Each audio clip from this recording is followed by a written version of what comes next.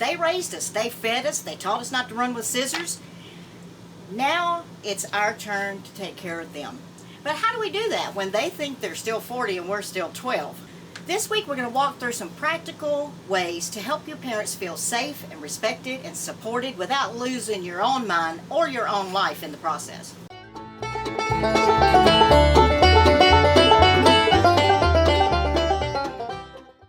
Listen, I loved my daddy to death. He was 83 when he died back in December, but even in his 70s, early 70s, I found out that he got on top of his lady friend's house and was getting all the pine straw off from the pine trees that were around her house with nobody else around.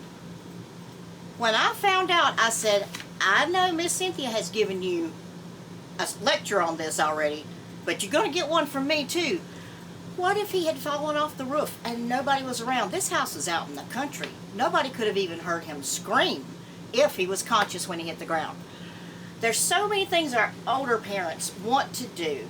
And if we're between 50, 60, 70 ourselves, and then we've got parents that are around 20 years older than us, sometimes more, what do? How do we respect them and support them and help them live the best quality of life they can while still helping them understand that they're not 40 anymore and they can't do all those things, or at least shouldn't be doing all those things. Yes, my dad was active right up until the last year of his life because he chose to be. Even though he had multiple health problems, he was always very good at doing what the doctor said and stayed active. But sometimes his want to do things got ahead of the safety of him doing it. So we all have those issues, and believe me, I do not have all the answers. I'm going through a lot of things with my mom right now. I'm actually going to go see her. I'm leaving tomorrow and going to be gone for a few days to go see her and in North Carolina. So I get to go back to that good Southern cooking and that good Southern talking. I'll be even more Southern talking when I get back. Bless your heart for your concern. And she's got dementia, and it's advancing a little bit all the time, as dementia does. And she's at a stage where, you know, we've had to take the keys away. We've had to take her driving privileges away because she did get lost twice trying to get back to her house. Spent 2 hours trying to find her own house in her own neighborhood. So that's very scary. It was very scary for us, and when she finally admitted it, it was very scary for her. So there are a lot of things that we're trying to do to keep her safe, but also give her as much freedom as she can have to live her life. Another risk around older parents is falls and injuries. I have worked for about 2 years on an orthopedic floor in a hospital in Tucson, Arizona, where the population is largely 55 and older. There are, of course, plenty of families in the area, but there are a lot of people who come here to retire, and as a result of that, they trip over their dog, their cat, and their rugs, their little throw rugs. Everybody loves a little throw rug, but please, if your mom and daddy have throw rugs in their house and they're like 70 or older, please try to get them to take them up. Those things are so hazardous, and the risk of mortality for people over 70 who fall and break a hip or break an arm or break a leg, it really increases their likelihood of not getting past that. And we all want them to become more active, and we want them to be able to stay active after an injury. But the reality of it is, once there's an injury like that, sometimes it's really hard for them to come back from it. So those are some of the things that I see as a nurse that people deal with at this age. And of course, the older we get, most of the time, the more health issues we have. A lot of people have chronic issues that start in their 20s, 30s, 40s and get worse in their older age. Heart failure, any kind of heart disease, any kind of diabetes. If it's unmanaged, if you're not being conscious of the things you need to do and changing your lifestyle as much as you can and doing what the doctors ask you to do and the medicine that you need to take as you're supposed to, those things will only progressively get worse, and as you get older, they get worse faster. So those are just a few of the things that we as kids in our 50s, 60s, 70s have to deal with our parents who are still alive but still have issues that need to be dealt with. I say it to a lot of people that are grown kids. I had a patient this week that was 93, so her son was around 70. He was still very active and able to take care of her. She was still living by herself, but had fallen, broken her arm, and he was very conscientious of dealing with her and making sure that she was safe and making sure that she was able to do as much as she could do on her own. But the reality is, we have made so many advances in science and in health and in medicine that where people are living longer, but we as a society have not planned for that. The baby boomers, we're all getting up there, and there's not been a plan. We've known for 60 years that this generation was coming and this generation was going to be here, but there hasn't been politically, governmentally, financially, practically any plans made for how to take care of them and then us as we get older. So it largely falls to the families. There are unfortunately some families who just negate that responsibility and just ignore their parents, which is very, very sad. I've seen some cases of that. But those of us who do care, those of us who want to make sure that they have the best quality of life that they can as they get older, need some help. We need some suggestions. We need some resources to help us do those things. One of the things we can do that's really practical is to make their homes safer and more adaptable to their life. I already mentioned getting the throw rugs up. Anything that's loose that could be tripped over, it's really difficult if it's a pet, but you could make some allowances for that and maybe have the pet not be maybe in a crate or maybe in another room with a baby gate or something when mom is getting up and moving around, so that that's not an issue. Or at the very least, help her be more aware of paying attention to where her feet are going. Sometimes as we get older, we just keep going and we don't think about those hazards that come out in front of our feet that we weren't planning for. And of course our reflexes are not as good as they were when we were young, so we're not going to be able to catch ourselves if we start to fall as well. So the tripping hazards, and also putting grab bars in the bathroom by the commode if you need that, if it's practical, in the shower. And my mother balks at almost everything we do because she's not that far gone, is what she says, and in her mobility she is. So she's needed some things like grab bars in the shower, a shower chair. We got her a riser for her toilet because she has difficulty getting up and down. So just those 4 or 5 inches of a raised toilet seat can make a world of difference in helping an older person or someone who's having trouble with mobility get off the toilet safely and not fall and be able to sit down on it safely. So those are just a few things. And hey, if they say, I don't need that stuff, I'm not old, I don't need that stuff, just tell them, I want it here for when I come visit you because I need this stuff around. Let them think you're old. Let them think they're not. Doesn't matter as long as we're keeping them safe. Another thing for preventing stumbling is some motion sensor lights. There are a lot of little light night lights you can get that are motion sensors. So when mama gets up to go to the bathroom in the middle of the night, as most of us ladies do, that light sensor will come on. The light will come on while she's walking down the hall or while she's stepping into the bathroom, so she can see if there's something, where the floor is, where the carpet ends and the bathroom tile begins. Those little things don't seem like a big thing, but a lot of people have gotten injured that way. So, and you particularly don't want somebody to fall in the bathroom because there's so many hard things for their head to hit. So that's the first thing we ask when somebody falls: did you hit your head? So take care of those little things that can adapt their environment around them. And of course we all know the commercial, I've fallen and I can't get up. I've fallen and I can't get up. And we kind of made jokes about it, but it's true. I've seen so many patients come into the hospital that they fell, they were at home alone. Somebody was coming by later, but it could end up being much later. And I've seen them having laid there for 3 or 4 hours in the floor waiting for somebody to realize that they've fallen and can't get up. So those medical alert devices are extremely valuable because they can get EMS there, 911 calls made, any kind of police alerts to come by for a wellness check at any time, if your parent will wear them. That was my problem with my mother. She didn't think she needed it. So that's another hurdle we've tried to jump. But to get them to wear that, there are wrist things, there are necklaces. The necklace has a button on it they can push if they start to feel like they're going to pass out. They can push it and they don't even have to answer the call. Someone will come. They're not very expensive. I think the one that we had for her was around $50 a month. So it's very important to think those things through. Think ahead. Think ahead of things that could happen and how you can negate the risk of those things. And if they balk at the medical alert thing, you can say, Mama, you wear a seatbelt for safety, right? This is the same thing. You don't think you're going to get in an accident, but we all put our seatbelts on anyway. So this is the same thing. It's like a seatbelt for you while you're in the house, so someone can come help if something happens.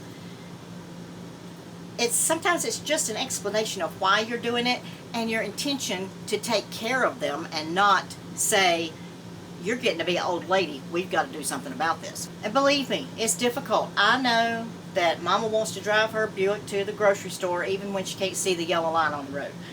But sometimes we just have to say, we can't do it anymore, Mama. We're scared. We're scared. Make it about you more than about her. I'm scared that something's going to happen to you and I'm not going to be able to find you. Maybe Mama's mothering instincts will kick in and say, well, I don't want my kids to be scared, so I'll wear this thing, or I'll do this thing they asked me to do. We kind of have to come at it from the side sometimes, because they can be stubborn. Hey, we can be stubborn. And we're going to be there before you know it. So it's good to have these things in mind. Which brings us to the battle of the wills. The main thing we want to do is help them maintain as much control of their environment and their life as is safe for them to do. As much control as we can. Try to look at it as being a partner with them instead of taking control of the car keys, or taking control of the medications, or taking control of other things. Say, instead of saying, we're taking your car keys away, we don't want you to drive anymore, maybe we could say, you know, they've got these ride shares now that I can put this app on your phone, and when you need to go to the grocery store, all you have to do is click that app. I'll connect your debit card to it, and they can just take you to the grocery store and bring you back, and you don't have to do anything. Instead of saying, you can't live here by yourself anymore, say, what are some ideas we can come up with as partners? What are some things we can come up with to make the house more safe for you so that you can live here more safely? One of the things I did was sent my mom, for my daughter to set up, I sent my mom some medication lock boxes. She takes insulin, so the insulin's in the refrigerator, so I got a small one for the refrigerator and I got a larger one for her and her husband's medications. She doesn't think she's at that point, and she might not be quite at that point to need the meds locked up, and they have a combination on them, so when her husband or my daughter needs to get in it, they can.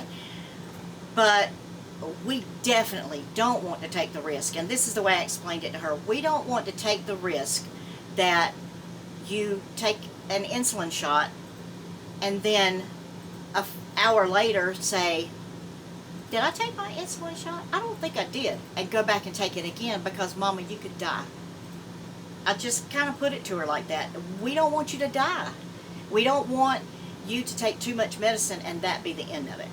So she still didn't like it, and I told her, and it was the truth. I wasn't just throwing the doctor under the bus. Your doctor asked us to do this. Well, she didn't ask me to do it. I said, right, she asked us to do it because she knows we're concerned. We would rather be safe than sorry. We don't want to look back and think, why didn't we buy that medication box? So, again, I tried to make it more about my concern than about her inability to do things. Sometimes it works, sometimes it doesn't, because when we start taking things away from them, they're going to dig in. They're going to dig in like a tick on a hound dog and not want us to take anything away.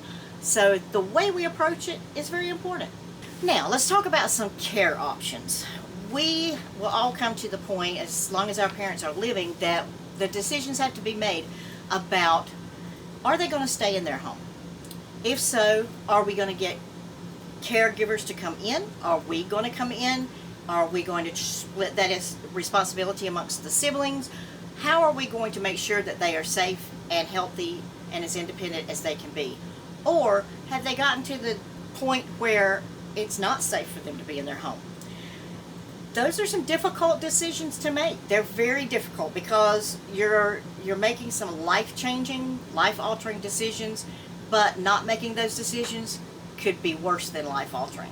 The first option is in-home care. This is for a person that's still pretty independent as far as mobility. They are able to do a lot of things around the house, but they still need some help. Maybe they need some help getting in and out of the shower.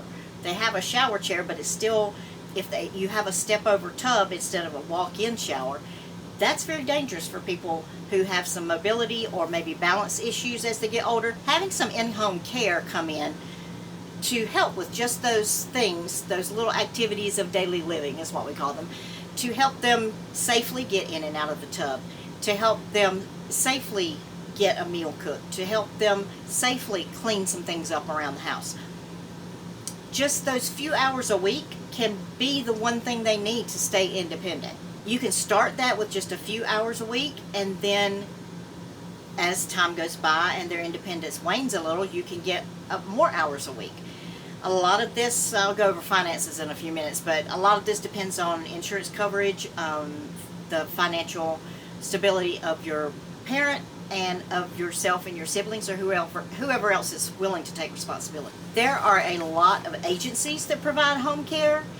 I would very much ask for recommendations from people who have used these agencies. I would very much make sure you vet anybody who comes into your parents' home, just like you would vet them if they came into your home. There are some wonderful, excellent caregivers out there. They work hard and they don't get paid nearly enough, in my opinion. But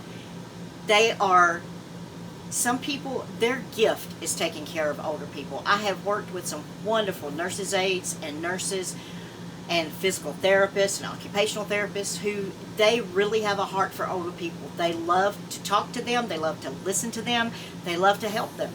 And there are people that really have a gift and a way to talk to them. Some of them, I've had nurses' aides that were able to get a patient to do something or take their medicine or eat food that I couldn't have done in a million years because they weren't hearing it from me, but they would hear it from them. It's important to have those people around that really care about the welfare of your parent. It's difficult. I have heard patients' families talk about it in the hospital of how difficult it is to find good people, to find dependable people. A lot of people will just not show up, and then you're left holding the bag. So it takes a lot of work. It takes a lot of commitment, but to be able to make sure that your parent is very safe and is also cared for, more than physically, but cared for emotionally. You want someone that's going to treat your parent with close to the same respect that you do. Which brings us to assisted living or full-time nursing care facilities. There are many levels of care that are provided by agencies, by facilities out there. There are many businesses out there that are facilities for older people that have different sections. There are assisted living sections. There are more independent living sections where there's someone who comes by and checks on them, but is not there all the time. There's assisted living that is more hands-on, that they can come and help with medications, or they can make sure they took the medications, or the different things that they need, and making sure they're getting their meals and such. Then as the parent gets older or less able, they can move to a different section that's more of a full-time nursing care area.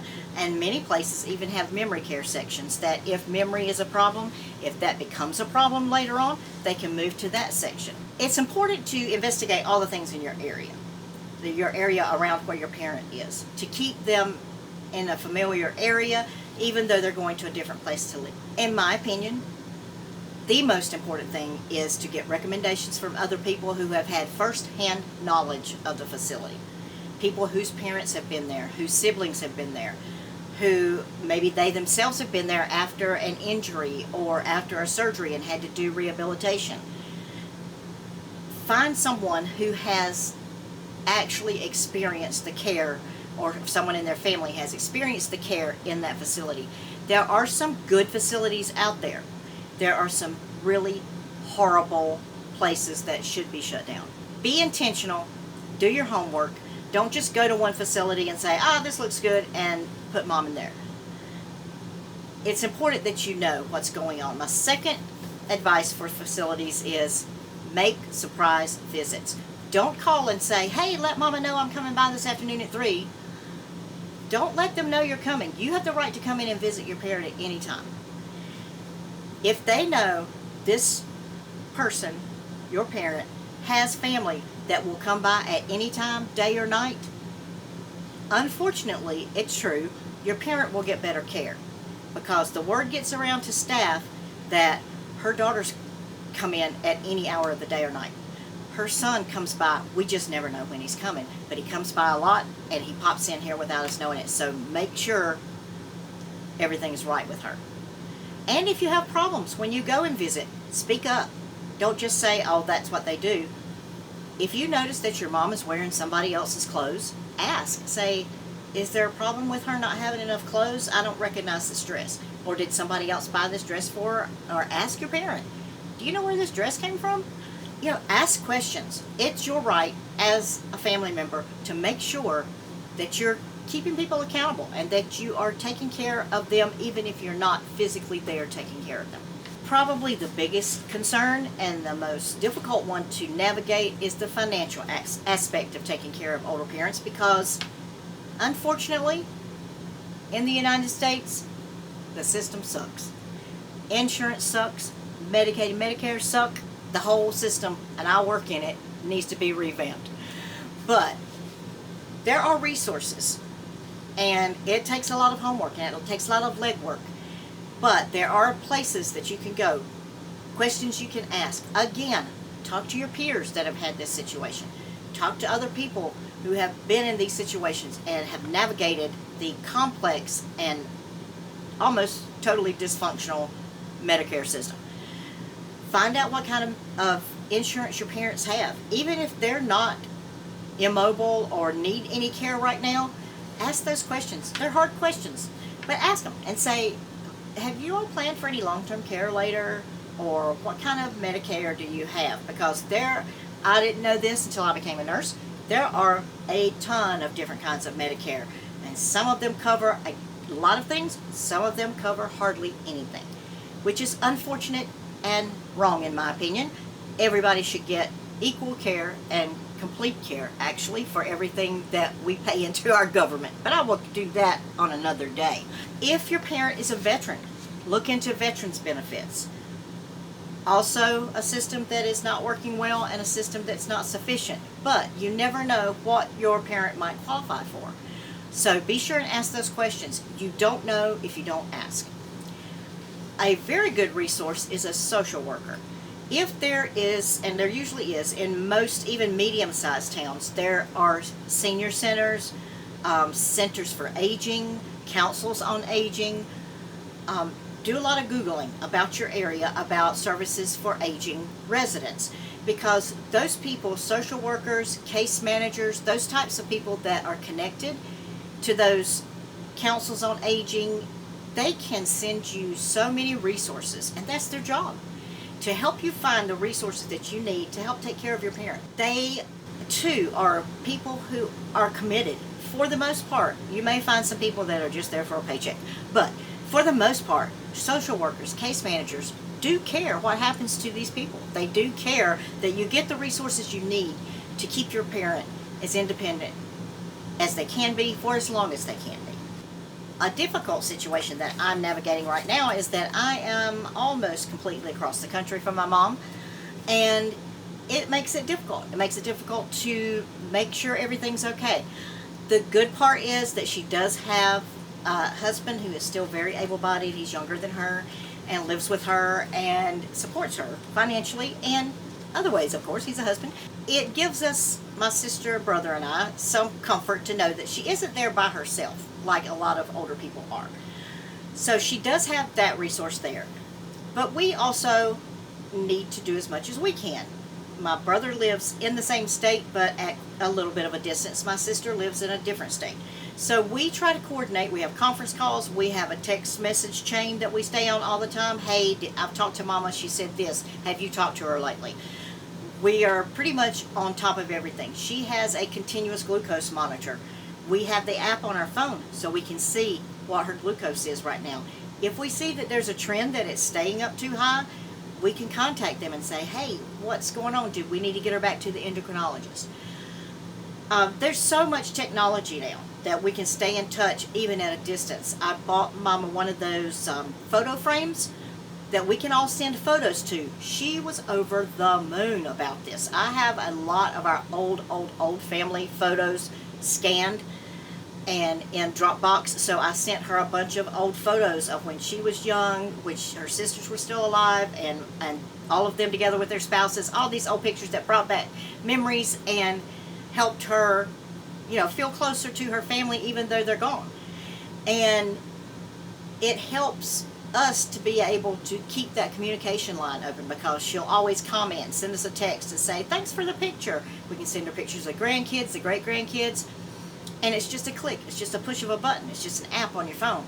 So it's not like it's something that's difficult to set up or difficult to do. You just ship her the frame, get it set up, and bam, you can send her photos all day long. And of course, there's FaceTime, video chats, texting if your parent is into that. Lots of technologies that we can do and get and provide for them that can keep those communication lines open even when we're at a distance. In the middle of all this, in the beginning, in the middle, in the far advanced years of this, it's important to take care of yourself. It's important not to let yourself burn out in taking care of a parent who needs assistance. At the beginning, it doesn't seem like it's going to be that big of a deal. But as time goes by, they become less mobile, or there's some health issues, or there's some safety issues. It can become very stressful. It can become very tiring. And I have seen some children of older parents totally wipe themselves out. I had a son this week that had stayed up for 2 solid days with his mom in the emergency room and in her hospital room. I said, go home, get some sleep. You're not going to be any good to anybody if you don't get some sleep. He said, if it was your mother, would you go home? I said, absolutely. I said, we will take good care of your mom. We've got bed alarms, we've got chair alarms, we've got everything. There are multiple people in this hall at all times who, if that alarm goes off, we will be at the bedside as quickly as we could possibly be there. So his main concern was she was going to try to get up and she might fall again. So it's important to take care of yourself as well as your parent. You can't pour from an empty cup. We hear that from the time we become parents to the time we're taking care of our parents. You have to take care of yourself. Stay connected to your peers, stay connected to your siblings, stay connected to your hobbies and your interests and the things that you like to do. Give yourself some downtime. A lot of us are still working full-time jobs and taking care of parents. Don't be afraid to ask for help. If you have siblings that may seem a little disconnected, call them. Express your concerns.